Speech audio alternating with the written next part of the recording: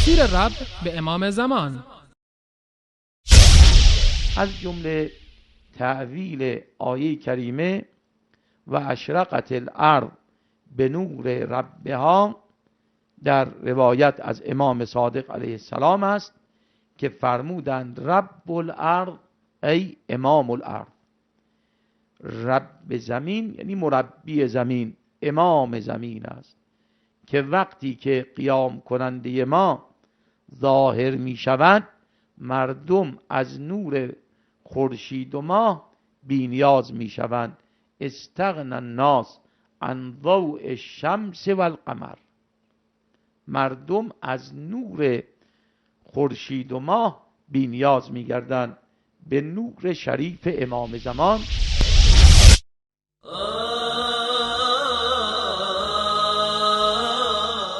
بینندگان محترم، اینها جزئی از حقایقی است که علمای رافضه از روی تقیه و آبروریزی نمیتوانند اظهار نمایند و اگر بگوییم چنین روایاتی در کتابهای شما وجود دارد یا انکار میکنند و یا اینکه میگویند ضعیف است.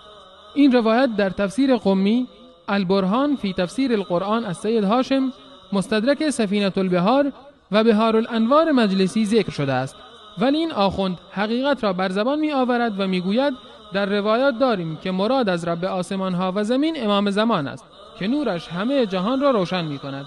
آری، رب و پروردگار جهان نزد اینها امام زمان است.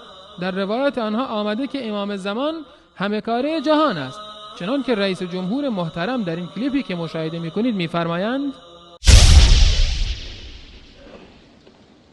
بعضی خیال میکنن امام در دوران غیبت رفته یه جایی مشغول زندگی خودشه، کاری به کار عالم نداره. چون اگه کاری به کار عالم نداشت وجودی باقی نمیموند، همه هستی به هم میریخت. امام مدیریت میکند جهان. مشغول زندگی خودشه، کاری به کار عالم نداره. چون اگه کاری به کار عالم نداشت وجودی باقی نمیموند، همه هستی به هم میریخت. امام مدیریت میکند جهان.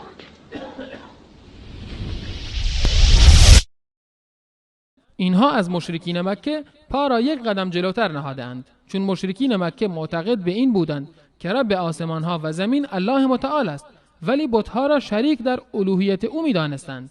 اما اینها معتقدند که رب آسمان ها و زمین ها امام زمان است. الله متعال می‌فرماید قل من رب السماوات السبع ورب العرش العظيم سيقولون لله قل افلا تتقون. بگو پروردگار آسمان‌های هفتگانه و پروردگار عرش بزرگ کیست؟ مشرکین خواهند گفت همه از آن الله است. بگو پس آیا تقوا پیشه نمی کنید؟ حال ببینیم که الله متعال چه کسی را رب آسمان‌ها و زمین معرفی می کند.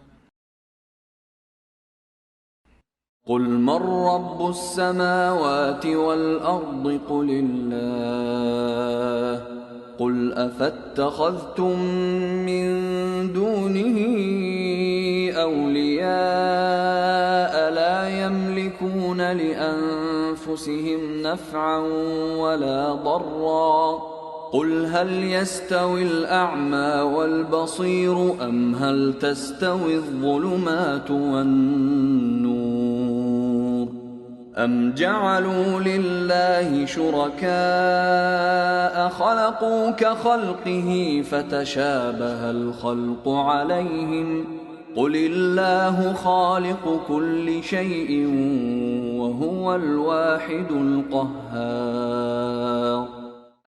بگو پروردگار آسمان ها و زمین کیست؟ بگو الله. بگو آیا دوستانی جز او گرفته اید که برای خودشان نیز مالک هیچ نفع و ضرری نیستند؟ بگو آیا نابینا و بینا برابرند؟ و آیا تاریکی و روشنی یکسان هستند؟ آیا شریکانی برای الله قرار دادند که به گمانشان مانند آفریده های او خلق کرده اند که بدین سبب مسئله آفرینش بر آنها مبهم و پوشیده شده است؟